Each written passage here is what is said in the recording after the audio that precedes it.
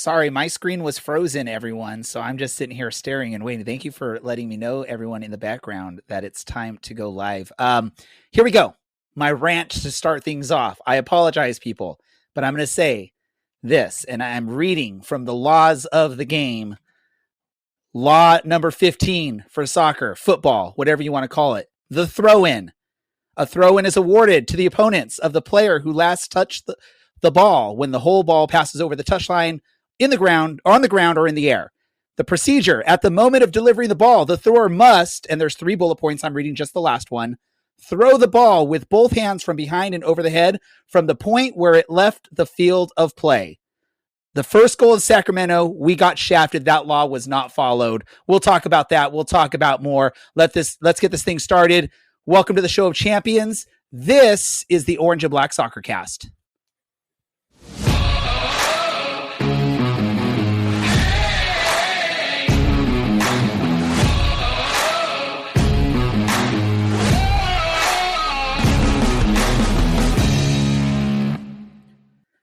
How's it going, Orange County? Welcome to another episode of the Orange and Black Soccer Cast, the first and only show dedicated to Orange County Soccer Club, its fans, and supporters. I'm your host, Ray Zamora. I'm here to take you through this journey as we discuss how Orange County Soccer Club got shafted against Sacramento. Helping me out in this episode first, let's bring in the person from Sacramento who experienced it firsthand, but probably doesn't even know what I'm talking about. That's Dylan. Dylan, how you doing? All right, let's just start off with, I'm not from Sacramento, so let's just get that one right out of the way. How am I doing? I am befuddled by you at all times, but especially tonight. I was criticized last week for being unrealistic or too optimistic or something. Yeah, I don't know, whatever. Ray, if I had $1 million, if I got a point for every single time, if I had $1 million every time I watched a foul throw in the USL this year, I would be able to buy Orange County Soccer Club. If I had a point for every time I watched a foul throw this year, I would probably have more points than Orange County Soccer Club. So I don't think that's going to be the thing that we're going to pinpoint as the moment of failure for Orange County 6 days ago. It changed the whole complexion of that match because Orange County goes down early. Now they're struggling. Let's get some other voice in here before we get into this. Okay. First, let's get Brad in here. Brad, how we doing? Wow, he doesn't even identify where I'm from or from Vegas. You need to correct him. No, I'm not from Vegas, and I'm not technically from Reno, and I'm also not technically from California. Can I guess? Because it's not really a guess. I know where you're from. Yeah. Well, should I get it wrong so it's on brand? Yep. Go ahead. All the way That'd from... be perfect. Well, okay. Well, if I'm going to get it wrong, all the way from South Carolina, but no, you're actually from North Carolina, Brad. There you go. I'm probably... Got to raise up, take your shirt off and twist it around your head, spin it like a helicopter. Also helping us out is the bearded baseball fan himself, Larry. Hey, so we had a musical reference with Dylan. You know, if I had $1 million, we had a musical reference for Brad. Take your shirt off, twist around your head, spin it like a helicopter. Larry, if we were going to give you a musical reference, what would it be?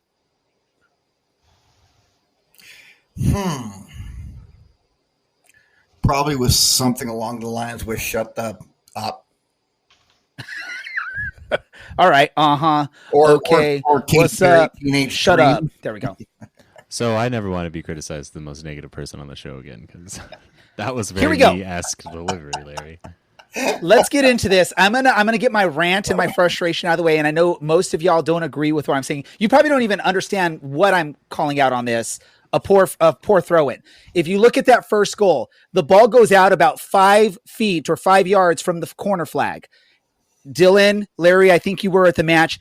There's a bunch of advertising boards that stretch out about 20 yards on the sideline there where the throw-in took place. What happens? Whoever throws that long throw-in goes to the end around those ad boards so he can make that long throw in. Without that extra space, I guarantee you he's not getting that kind of length in that throw in. Thus, all the bouncing in front of the goal doesn't happen. Orange County doesn't concede an early goal, and it's a whole different match. And I get it, Dylan's argument of we see it all the time. Bad throw-ins, illegal throw-ins, whatever. This was a legit 15 yards away from where it should have taken place.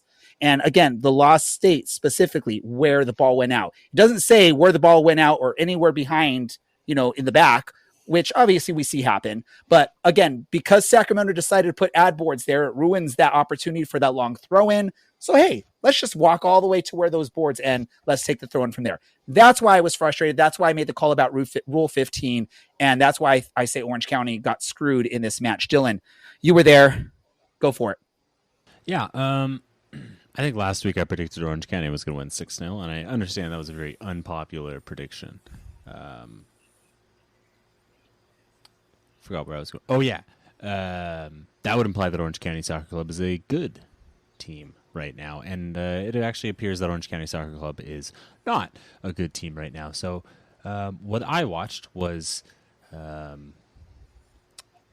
not great. And it wasn't because we conceded early. Now, that didn't help. But Orange County didn't really offer much. I felt that there were a handful of performances that were not cameos. Look, I've forgotten to speak like Orange County has forgotten to score or not concede. I felt like there were a handful of passengers in this match, and you just can't have that kind of... You can't have multiple people doing it. You can't have anyone really doing that when you are fighting for a playoff place. You can't have anybody doing that when you are playing the team that is in second place on the road, no less. It wasn't a good performance.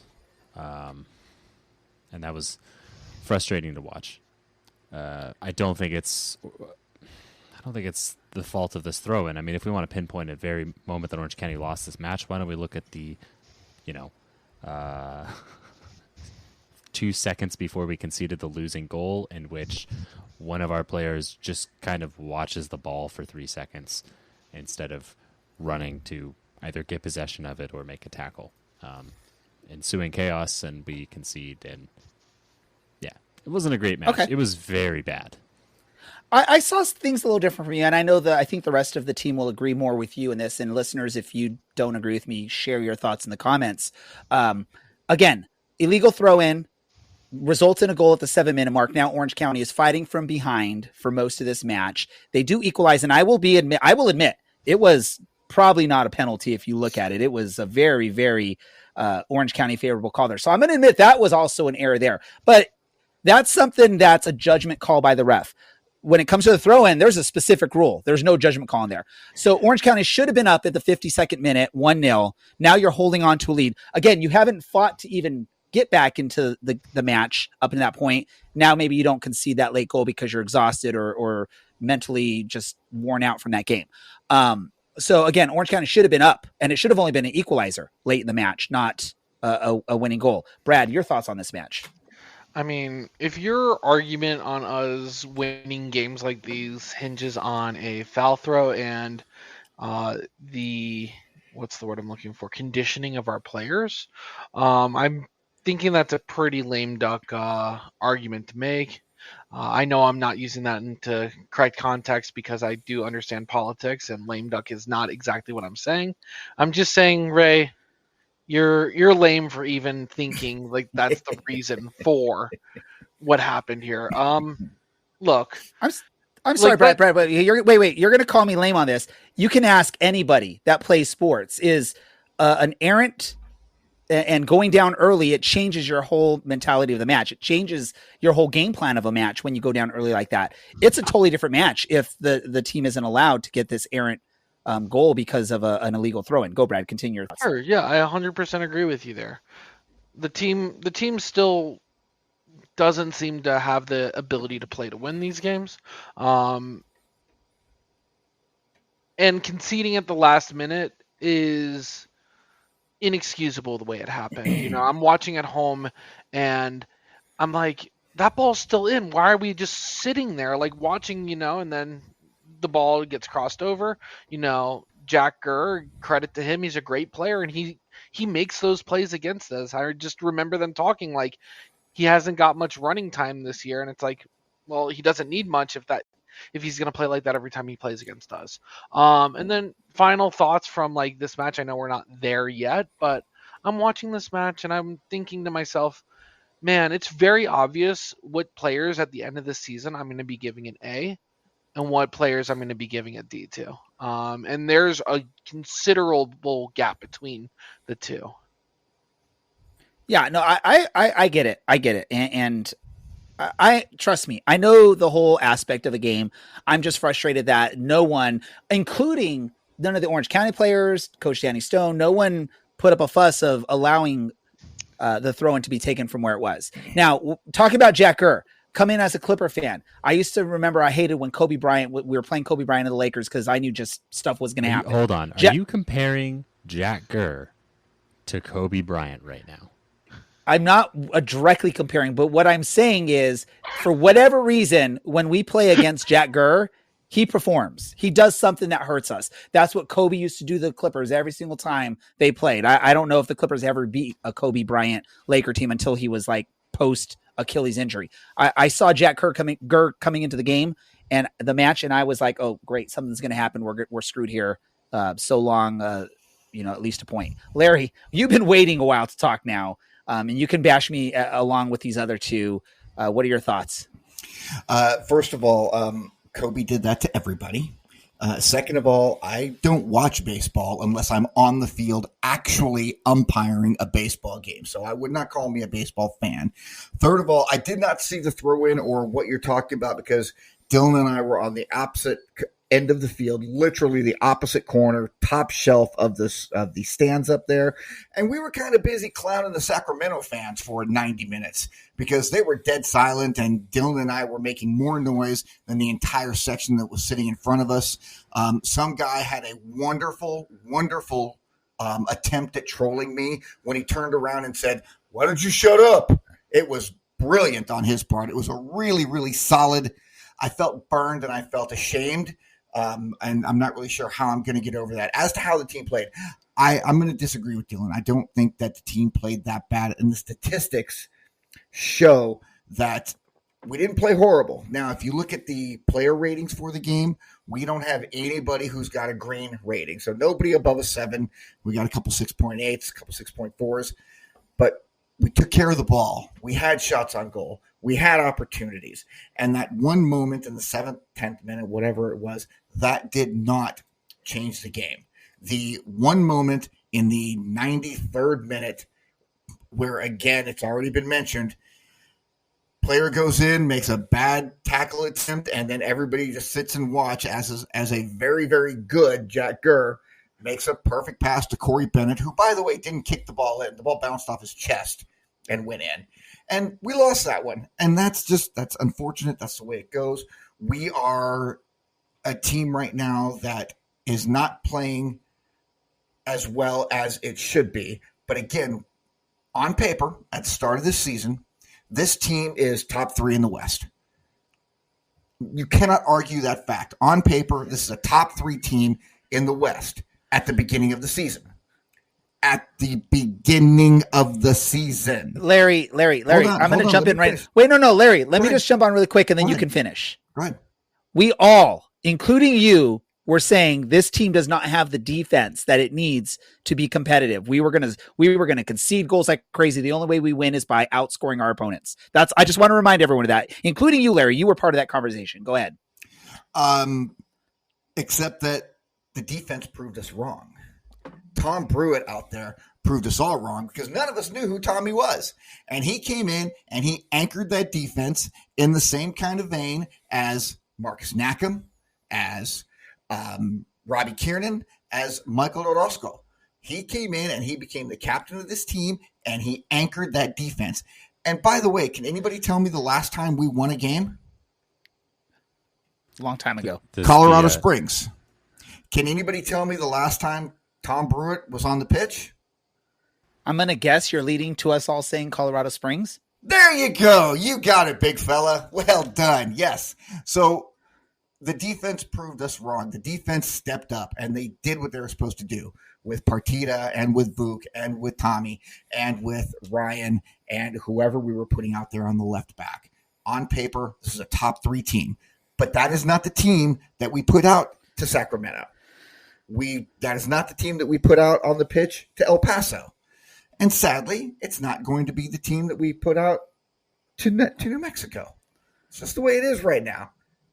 let me just jump in really quick, and I'll give Dylan a chance because I if you're not watching the video stream of this, if you're not watching the video stream, Dylan's facial expressions during Larry's analysis of the season, how this was a top 3 team going into the season on paper, his facial expression shows. So if you're not watching the video stream on YouTube, Instagram, Twitch, wherever we stream live, or even the video stream on Spotify after the fact, you're missing out. So make sure you follow us so you know where to find all that stuff when we go live, when we release the podcast on Spotify or elsewhere. Dylan, your rebuttal, and then we're going to move on really quick. Yeah, you're all you have terrible takes. I will say that because Orange County didn't give us much of anything to cheer about, we did have to talk a lot of trash towards the home fans. Shout out to the guy that yelled for us to go back to Riverside, I think. And then the 7-year-old that told us that we were voting for the wrong team. So, don't forget about the guy who made a request. Oh yes, and then someone, and that might have been an Orange County fan, which is really funny because after we conceded, we did sing that we lose every week and that Sacramento's nothing special. So, look, this was not a good performance from Orange County. I don't think it's down to the ref. I don't think Orange County was a top 3 team heading into the season because we really didn't have a defense. Oh, well, here we are.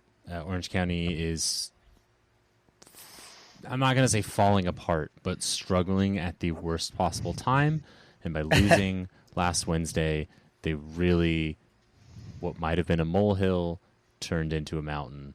And they've got a long way to go to get into Just the remember, playoffs Dylan. At this point. Just remember, Dylan, it shouldn't have been a loss. They got screwed because of an errant throw-in or an illegal throw-in from the Sacramento player. I mean, and I like that, Maddie. Go ahead. Don't cook. Don't let Ray cook. I mean, here we go. We've beat around it, but like Stephen Kelly did watch the ball. I see you, for Chris. a minute. Okay. And okay. That was like, I get it. That didn't help us. Actually, I get it. Literally was the reason we conceded. But he's not even like, that's proof you can't switch off for a minute in this league, and you can't switch off for a minute against the second best team in the West. But it should have been blowback. The whistle should have been blown. There should have been a rethrow. We're going to talk more about this probably. We're also going to talk about the El Paso match, but we have a guest waiting to jump on, and I want to respect the time of our guest. He's a good friend of the show. He's been on multiple times, fellow Clipper fan with me, and that's Mr. Chris Walker. He does a bunch of stuff. He's a New Mexico United fan. He covers New Mexico United, part of the Black Diamonds. Chris, welcome to the show. Yo, what's going on? Finally, the voice of reason. I'm going to jump on really quick, Chris. Hey, you're going to get the question from me, Chris, and then we'll talk about this upcoming match. I have 2 questions for you. You heard Larry? I think you came in right when Larry was talking about that Orange County at the beginning of the season on paper was a top 3 team in the West. Is that a smart analysis, or was that loco? Y'all didn't do a whole lot in your offseason when we previewed it. You guys kind of maintained. You just plugged in some gaps, which we thought was interesting. But, I guess you could have been, but you didn't. Did you finish in the top 3? I don't think. Hold on, Larry. Go for it. Go ahead, Chris. Go, Larry. Continue, please. It was just not a very interesting offseason for you guys. But, it just regular ins and outs is kind of what it looked like. I wouldn't rate it like high up. It wasn't like you guys grabbed who is it, Damas and Trejo in the same pick. You know what I mean? Like, wasn't anything crazy like that I would have been giving you. Tell Larry he's loco. Just tell him he's loco. Larry, you're loco, bro. I'm just going to ask a question. Go ahead. Can everybody here agree that John Morrison knows what the hell he's talking about? Morrison? Tom Bogert knows what no. he's talking about. No, John from oh God, he's been on the show. From Backfield, Tactics. USL Tactics. Yes, John Morrissey. John Morrison. I'm sorry, I'm a Doris fan. John Morrissey. Can we all agree that he knows what he's talking about? Yeah. What did he say Orange County Soccer Club would be in his preseason predictions? Oh my God. Look at Larry entrapping us. Entrapment by Larry here. I don't remember what he said. I do. What did he say? Third. He said we are a top 3 team. Lion McKinnon, Grayson Duty, Nico Benalcazar. Injured. Not injured. Right. Before the season started. Let me He ask. got it right, though. He got it right. You guys are third to last. Oh, Chris. Man, you know what, dog? Can we talk about teams that are actually top 3, a.k.a. Really quick, Chris. Right now? Wait, really quick, Chris. My last question for you. Yeah. Did you watch the Orange County Sacramento match at all? Why would he? No, I didn't. Okay. Let me ask you this. If the ball goes out behind advertising boards and the player can't do a long throw in from there, so he goes 20 yards back to where the advertising boards are no longer and throws in from there, should that be allowed? God. Don't even dignify this with a response. Can we just get to previewing this upcoming match? This is like the equivalent of like those 3-dimensional, like virtual ones talking about, right? Okay. I just had because I know it's really frustrating Dylan, Brad, and Larry, and I'm sure producer Andy's like pulling his hair out with me at my rant on this. Let's talk about this upcoming match, an important match for Orange County. It's a start of a 4-match stretch for Orange County, probably the toughest 4-match stretch most teams in this league will face at all this whole season. It starts off on the road against New Mexico and then back at home. 3 tough matches back at home. San Antonio, Lou City, and I believe it's Indy 11 are the 3 matches at home. So Orange County's, if they're going to make the playoffs, they're going to have to work hard at starting against New Mexico. The good thing for Orange County fans is Orange County is still in control of their destiny at this point. Yes, they are sitting 9th in the table, but they have a match in hand over, I believe it's Phoenix sitting in front of them. Correct me if I'm wrong. Yes. And, Phoenix is only ahead by 2 points. So again, Orange County, basically, if they win out, it doesn't matter what Phoenix does. Orange County's in the playoffs. Talk to us about your thoughts on this match, and is there any way that you could see that Orange County can actually come into New Mexico and leave with 3 points, Chris? I mean, I think it's possible, though the team right now has, they got a little streak going on, form-wise. I think you guys could possibly get a point. And that's just because sometimes I think that things are going well for the team, and then all of a sudden coach is going to change up a lineup, make it a little different. And then, so then obviously, things aren't succinct. I mean, we've been seeing that all season. So could you guys come in and get a point? Yeah. Could you get 3 points?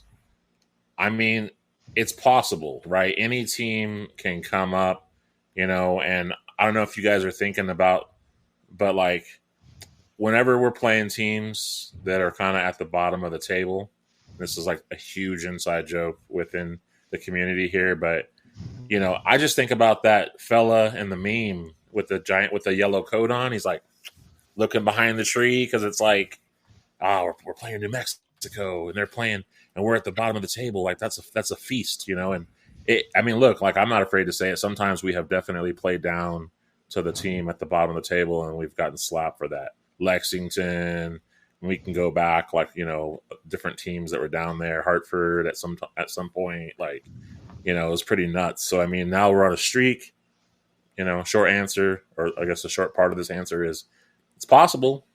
I don't know if it's probable. You want to bet your beard this time on it, Chris? Ooh. Whoa. Hey, Larry, you better be true on this. I will 100%. I will make that bet with you. I think he has to shave his beard, Chris. I'm pretty sure this is a trap. It probably is a trap, huh? It's a trap. So he was way too interested in doing. He was really vested in this. If my podcast partners had my back a little bit, I'll shave mine. You guys. I'll shave keep mine. you in check. This is a mess. I mean, I think there could be something better. I guess, Pie in the face on air. A pie in the face on air. I mean, I'd go for that. But look, I did spend 1 year drinking Sunny D, Cali, and Florida style when y'all were playing Tampa Bay. I'm glad I did that instead of mixing it with vodka too, because I would have been straight drunk after that one.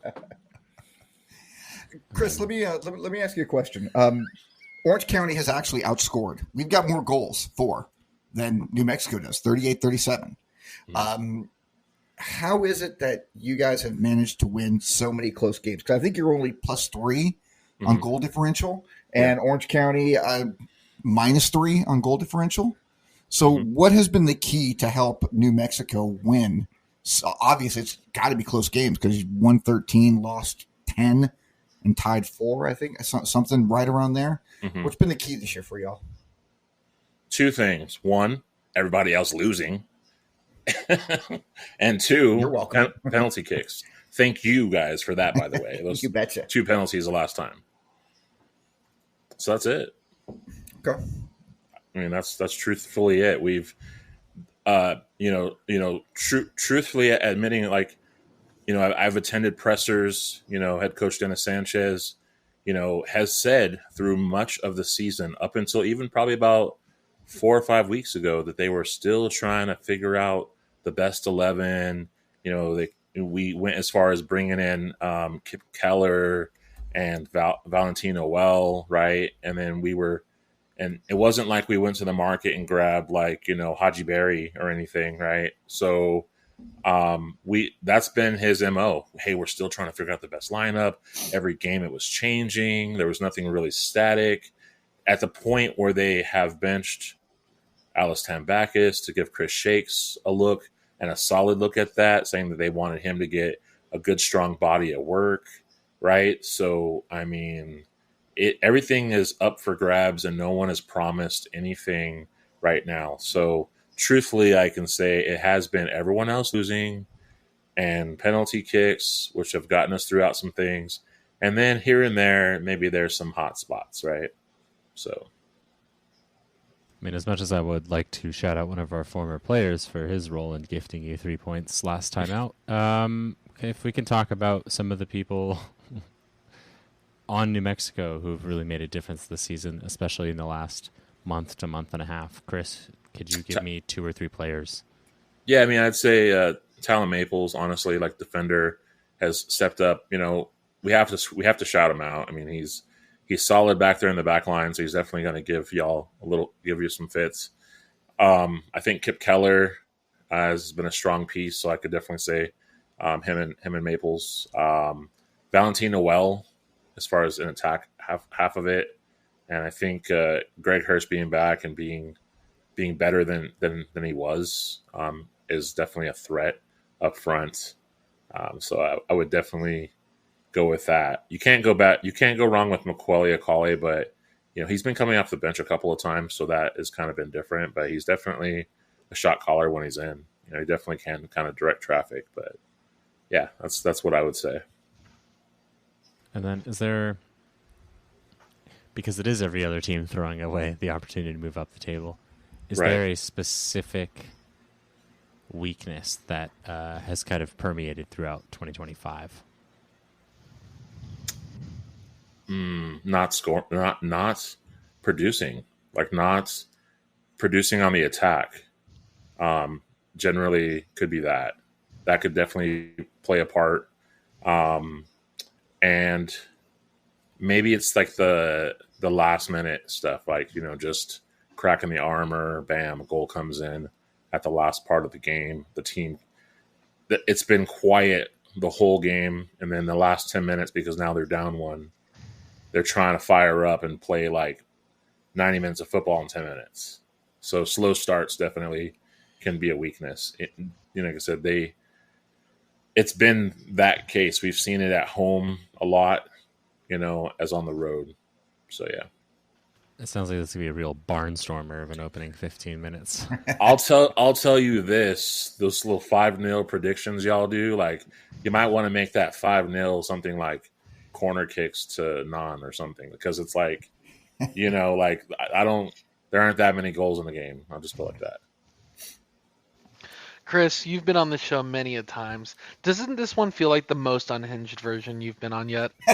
Something about corner kicks instead of goal predictions, foul throws. I just took a shot of Malort mid-episode because Ray made me feel like it. My guy there. I love some Malort. Thank you. Anyways, Yeah. moving on. Yeah, Does it this feel like definitely the most? does. It feels Yeah, unhinged. Yeah, I'll I take that. I'll take appreciate that. I'll take your lead there. Yeah, it feels a little unhinged. I mean, you know, our team was first last year. We finished that way, right? And you know, essentially, we won a game and we went out to Dennis Sanchez's Las Vegas team. And this year, we were first for a good amount of time, and then bam, we weren't. You know, all of a sudden, you know, Tulsa came through, and you know, so we're trying to get hot at the last moment. Look, I don't even like that we're getting hot right now because it kind of serves the point that everyone makes. Oh, you can't get hot too fast. You really just need to get hot at the end. And then when you get to the playoffs, well, that's just a whole different season. It just, you know what it does, man? It just makes the last 8 weeks seem like crap because you're like, The recipe well, for a championship. yeah, because you know, it's like, okay, well, how do you not get hot fast? You know, you guys are there, so now you guys got to get hot now. So expanding a little bit beyond this upcoming game, because I feel like the other guys have asked some great questions about that, and kind of looking at the West Coast Conference as a whole, or Western Conference, we kind of obviously know very likely who the first 3 of the 4 bye week home team games are going to be, given your New Mexico United, Sac Republic, and Tulsa. Who's the 4th team to make it into a home spot? You know, And producer Andy, yeah, I think he took your face. Oh, I think he took you off the screen, off the stream entirely to put this Western Conference standings. But until we can get Chris back on the stream, there he is. okay. Go ahead. Yeah, no, I appreciate that. Honestly, the 4th team, it could be, it could be El Paso for that matter. I mean, if I were looking at trends, maybe it could be them. Are now? I got to ask Chris. Are you going to get in trouble from your fellow New Mexico fans for giving the nod to El Paso there? I mean, look, we don't like them, little brother. We don't like them, you know, like for sure. But we're not. I mean, everyone would love a derby for a first round playoff game, but if we can steer past that, that's also good too. You know, because so yeah, I wouldn't get in trouble, but I'd say El Paso probably is what I would look at based on, you know, a draw, a win, a draw. That's some positive progress there. It's probably the best situation. And then can I just come in and make a correction really quick, because Brad got it wrong. It's Western Conference, Brad, not Western. Western. And Chris will agree. It is the Western, yeah. That's funny. Anyways, that's all the questionings I had for this episode. I feel like I've derailed it enough. I know, Chris. Well, let me jump out here really quick, Chris, because everyone's like saying this is an unhinged episode. Trust me, if it was anyone other than Chris, I probably wouldn't have been as crazy with my initial question to him. I just know Chris is a good guy, and he'll give his thoughts on stuff, and he's a great friend of the show. I mean, I want to give you a thought really quick, Chris. Like, is there anything else? Like, let me ask you this, and I will let you know. There's no one from Orange County, no players, no coaches listening to our show. I can promise you that no one listens to our show. What does Orange County need to do? Like, what would you recommend Orange County do? What's the way to beat New Mexico on the pitch? They just got to come out and press New Mexico in the back. You know, like got to get them in the backfield, got to get them playing out of the backfield, and just come up and try to make the fullbacks or center backs make some bad decisions. You know, unfortunately, like I said, Maples and Kip Keller are solid. You got Seymour back there in Gloucester, so it might be a little difficult, but I think you really just have to come up and play in a press. You know, essentially, I think the formula is just do what they do. You know, and if you could do it a little bit better. Right? I mean, because New Mexico's not scoring in the first 15, 20 minutes. That's not something that is normally happening. So really get a score first and then just, you know, see if they might want to have the ball.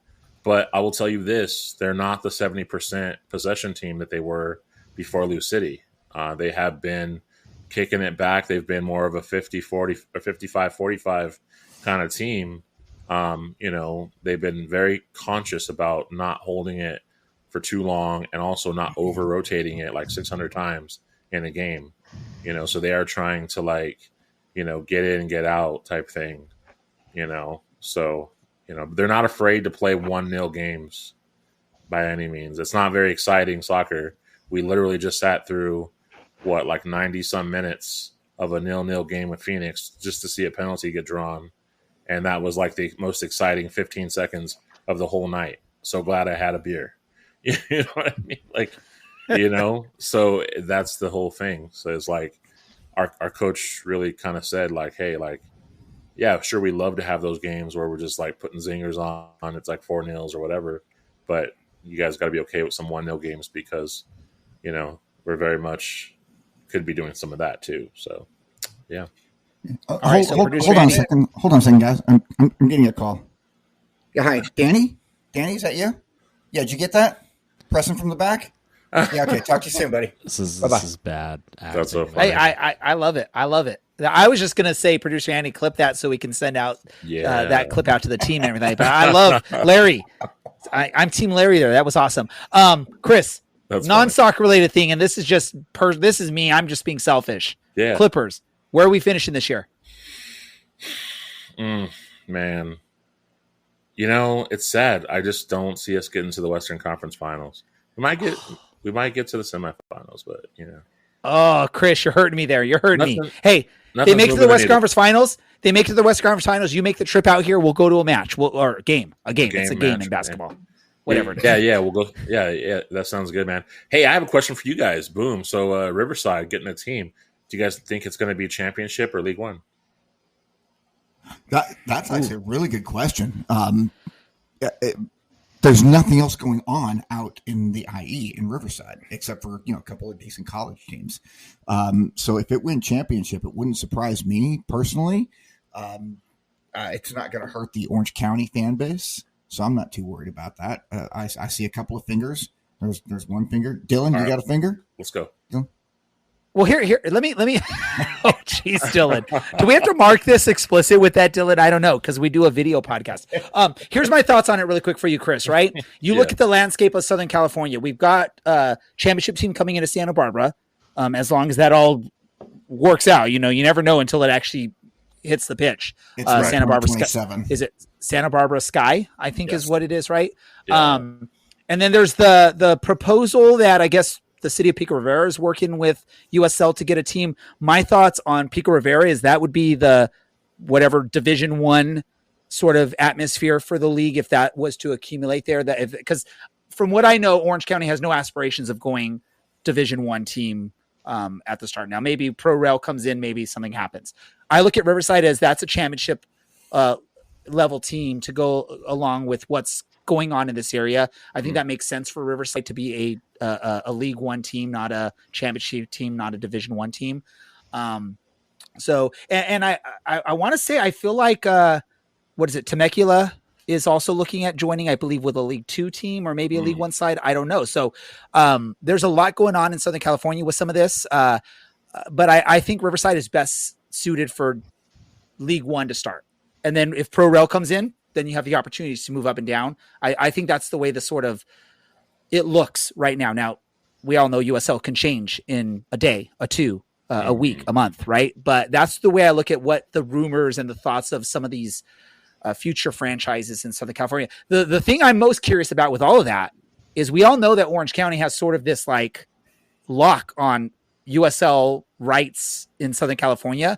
I want to know how that sort of balances out with some of these new potential teams coming in and what the potential financial benefits would be for Orange County if they sort of relinquish some of those rights or those territorial boundaries in the league. And I don't know if anyone has anything else to say on that. Dylan, what you got, B-Rad?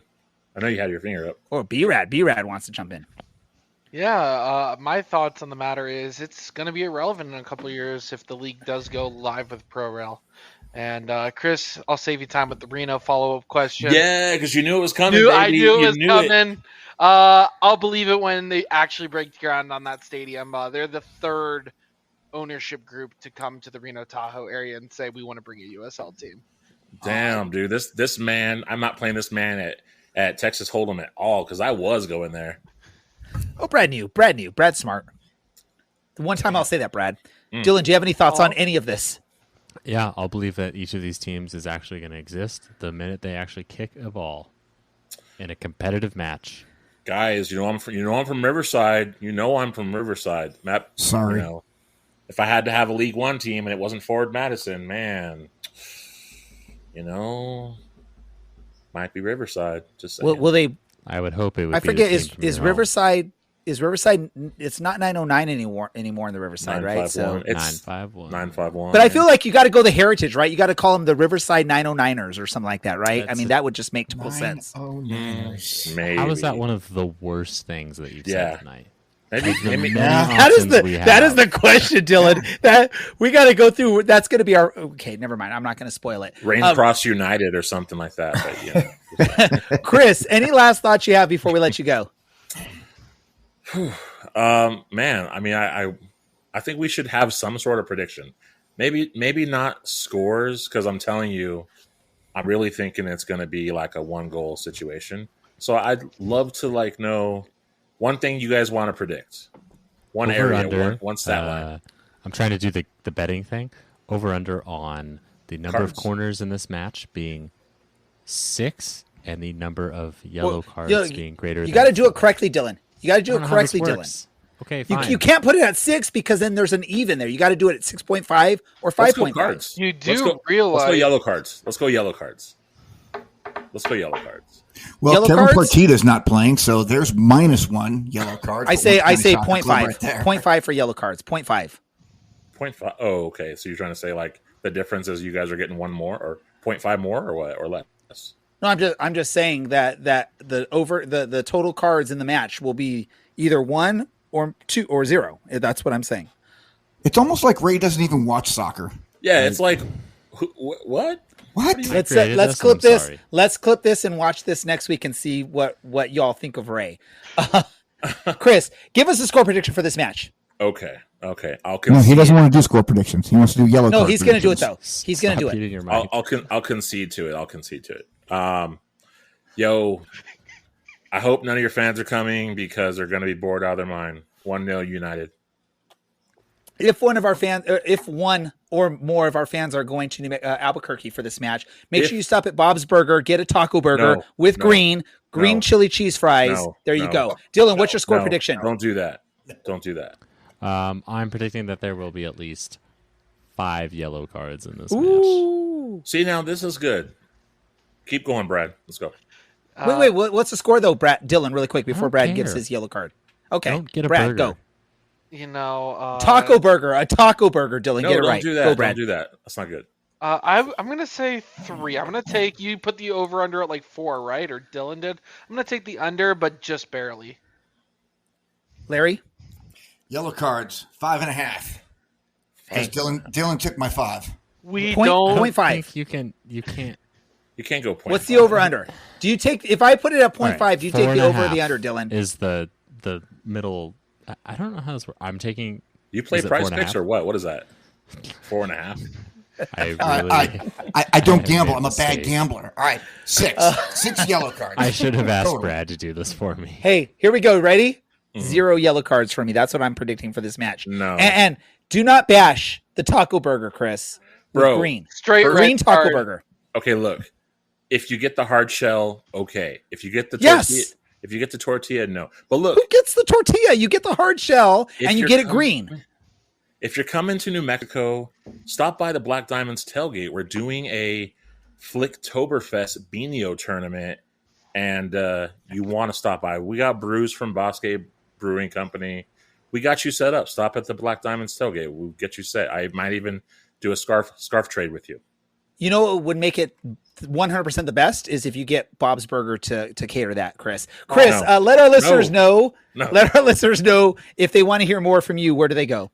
Yo, if you want to hear more from me, my crew, You can follow us at Spotify and Apple. We're under Seek and Strike Network. We have a couple shows on there, especially on Apple. We have a couple shows segmented. We got the State of United podcast, which is for New Mexico United. We got the Enchanted 11 podcast, which is our women's collegiate soccer. We cover 5 schools in New Mexico. If you just want to hear us talk about women's college soccer because you can't get enough of women's college or women's soccer, then just listen to that. Even if you're not in New Mexico, just listen to it because we just throw out some good stuff there. So you could do that. And if you want to watch the conversations, then you can hit us on our Patreon, patreon.com/Seek and Strike Network, where we might create some other content that you can only see behind the wall. All right. Look at, he stole our idea, man. We gave you that idea, huh, Chris? The after podcast after dark. Folks, if you only support or listen to one other show, one other podcast or network outside of our show, Chris is a great person to follow. He's been a great friend of the show for the longest time. And we appreciate any time Chris is on the show. He's an awesome person. Thank you so much, Chris, for taking some time to join us. Yeah. And best of luck for the rest of the season, except for this upcoming match. Other than that, have a great rest of the season. Let's do that after pod, baby. Yeah, and I think Dylan should bet hair on top of the head against you for this next match. Shoot, we're gonna bet something. That's for sure. Thank you, Chris. Someone's got to chug a beer in air or something. So, thank you so much for joining us. Hey, you guys are welcome. Thank you. Thanks, Chris. Mm-hmm. Hey, really quick before we wrap things up, we didn't even talk about the El Paso match, El Paso. Yeah, so Locomotive. we should probably do that. Let's do it, Dylan. Go for it. You picked the one that I had to watch the highlights of because I was busy spraining my ankle on Saturday. What did Larry say? That we were bad? I think that was what he led with. So tell me, bearded man. Did I say we were bad? There were some. I think Larry was frustrated that we brought in the kids when it was 0-0 late in the match. I think that's where Larry was the most frustrated. Listen, Danny Stone knows more than I do, and the front office has directives I'm sure that they would put out, and I have a lot of respect for some of these kids. Tyson Espy is a better soccer player and a better defender than I am ever going to be, and that's on his worst day versus my best day. But taking out Nico Benalcazar and Chris Hagart at that time of the game and subbing them off for, again, a couple of kids who are not yet proven, I really just shook my head at that one. Fortunately, we still ended up with a 0-0 draw. Why Cameron Dunbar tried to kick the ball through the back of the net when he was inside the 6, I think. I don't know. Again, I'm not a professional soccer player, and Cameron knows more than I do, and that was heartbreaking to see, especially being right there on the sideline, being right there next to the goal and just watching that ball sail. It was, here we go. Wait, let it keep playing. Let it keep playing. There's Larry right there. You can see him right there. I'm there. You see me? I don't feel like the team played horribly bad. I just think that we didn't do enough against what I feel is a weaker team that we should have beaten on Saturday night.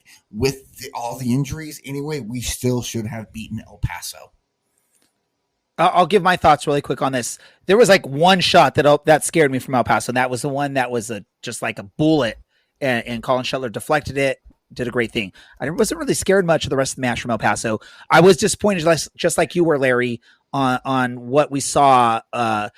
I've been a huge Cameron Dunbar fan since he made his debut. He made a splashy debut with the team, but this was a very poor performance from him in the match.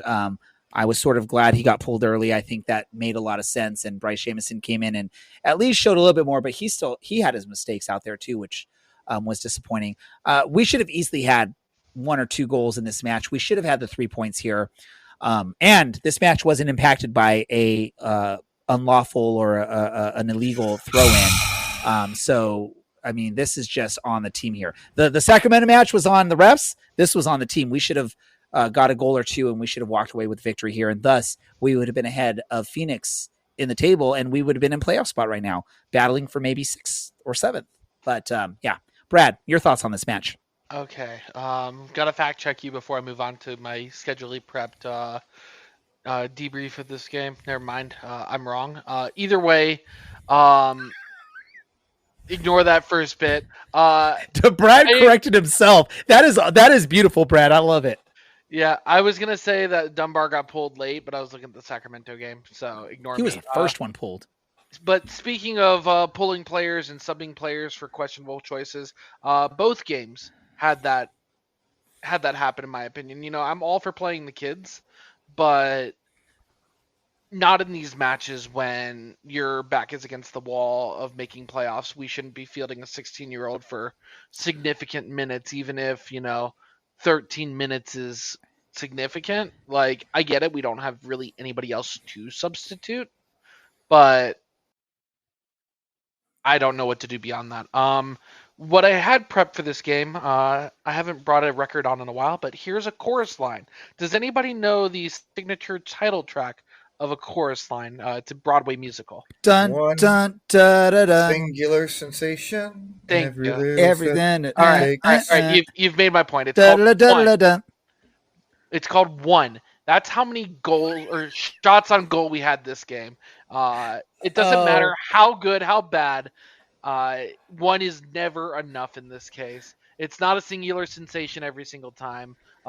Look, it even is There you showing go. on the screen now. One shot on But we did target. have more shots, just only one on target. Brad, I got to say this. I love that you went and bought the vinyl copy of a chorus line just so you can make that reference on the show. I've had this And for a can I while. say this? I got to correct you. No matter what you think, Tyson SB looked all the part in his 2 appearances this week. It was not a downgrade on defense. If anything, he looked better than maybe some of the stuff we saw. And I was actually excited to see Tyson SB next to Pedro Guimaraes on the right side of the defense. And Dylan doesn't like when I say that name, so I apologize, Dylan. But can we say, has there ever been a younger pairing on the right side of a defense in the USL Championship? I'm going to ask anyone want to check that out before we wrap things up here in a couple minutes. Well, Dylan, we'll just go ahead and say no, and then we'll say, is it a good idea? Listen, congratulations to Tyson on making your professional debut up in Sacramento. Good for you, buddy. That it's amazing. You are 16 years old and you are a professional athlete. That is incredible. Was the timing right? Who knows? And before he was with LAFC, he was with Laguna United here in South Orange County, which is a great organization as well. Dylan, any last things you want to say about any of this? If this one is on the team, right, which it absolutely is, they need to score. You know what? We have to develop. Let me cook, as producer Andy's daughter would say. We have to develop these players, and there's not going to be any low pressure moments for players like Tyson Espy to come in and make a debut and be rewarded for making Larry stop eating snacks or whatever you're doing. Cough drop. He needs these opportunities, and there's not going to be any low risk opportunities at this point. Everything's pretty high leverage because Orange County has unfortunately underperformed the last 2 months. He deserves to be there. He showed he can be there. I'm not gonna. And he held his own. He didn't play a lot, but yeah, he's not like he's the reason we didn't win this match. Orange County could not put the ball on target in this match. That's the reason we didn't win this match. We can kind of play these matches in a handful of weeks, but we have to win matches to get to the point where we can technically just draw every single match and get to a final. It just doesn't look likely. I think that match in Sacramento finally kind of broke my optimism about 2025. Here's my tactical analysis on this team late in the season. We are not built to play against a team that is going to sit back and just defend. We don't have the players that are going to break down the defense like that. In the past, we've had that. We've had the speed up top. We've had players that are creative enough to do it. We're just not built to do that. So I think teams have figured that out about Orange County is all you have to do is just sit back and defend, and they're not going to be able to break through. Whereas there's other teams that have the talent to do so. And nothing against Ethan Zubak, Cameron Dunbar, Bryce Jamison, whoever else, Tristan Traeger, whoever else is playing up top. We're just not, we don't have what we need to do that. And that it sucks. Again, hopefully they figure out a way because they're still, it's all in control for Orange County. Orange County controls their destiny. They can control what happens if they can win out or, whatever they need to do. So we'll see what happens with that. Before we wrap things up, I'm going to make this fun. Instead of what did you learn, I'm going to ask you this. What's the dumbest thing Ray has said on this episode, Larry? And you can't copy anyone else. So Larry gets first crack at this. So you better be ready to think of something else, Dylan and Brad. The dumbest thing that Ray has said, I'm DJ Ray Zamora. All right. Brad, Larry made it easy for you because he didn't take anything dumb that I said this episode. And I did not say that I'm DJ Ray Zamora in this episode either. So I don't know where Larry's coming from. Go, Brad. The dumbest thing you can or will say, and you have the chance to redeem yourself here, is letting us do random thoughts. So I will be nice because I want this episode, Brad. This episode. You want to do a random thought, Ray. This episode is unhinged. I need random thoughts to close it out. Dylan, what's the dumbest thing I've said? I really do think it was that Orange County lost because of a throw-in and not because they were bad. You guys all lose. I gave you an opportunity to win. This was a contest to see who could get the right answer. The dumbest thing I said is I compared Jack Gurr to Kobe Bryant. Brad, what's your random thought that you wanted to desperately spout out on this episode today? I'm going to go counting with you guys. So I said 1 for the show. Hey, my beautiful dog Wendy turns 2 on Friday on the 10th. So happy birthday to Wendy. She is amazing. 3, there are 3 weeks left to play in the season where we have 4 games to play. And I really doubt it, but I'm hoping 5 points is enough. It definitely is not going to be enough, but I needed something to say for 5. And my Nevada education tells me that I can't count any higher. Nice. Dylan or Larry, do you want to share a random thought that you were hoping to share on this episode before we wrap things up? Let Wendy cook. Yes, and let Ray not. Hey, no, Maddie said let Ray cook. No, she said let Wendy cook. But before that, go back on the chat. Okay, it was fine. let Ray cook. You know what my random thought is? I look better in short shorts than Jack Gurr. He's not wrong. Yeah, I've seen both live and in person. For my random thought, I'm going to stick with a number 2, a number as well. 316,950 new cases of invasive breast cancer are expected to be diagnosed in women in the United States in 2025. October is Breast Cancer Awareness Month. Wear your pink. Show your support. Show the love. Ladies out there, get yourself checked. Guys out there, you guys remember I had a little scare there a couple of 18 months or so back.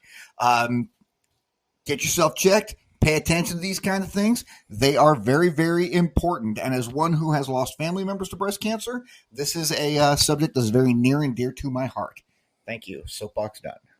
And with me knowing that more of our listeners are male than female, I appreciate, Larry, that you called out and you said, hey, guys, get checked as well, too, if you notice anything weird, because it doesn't just impact women. That's sort of the thought. It also impacts men. With that said, I want to thank everyone for participating in this episode, including my co-hosts, Dylan, Larry, Brad, producer Andy, our guest, Chris, all of you that were listening. I mean, Maddie was just like bombing the comments there, so appreciate that. Anyone else that was participating as well, McCheeky, Josh, whoever else was in there, thank you for doing so. Hey, this has been the Orange and Black Soccer Cast, and we are out.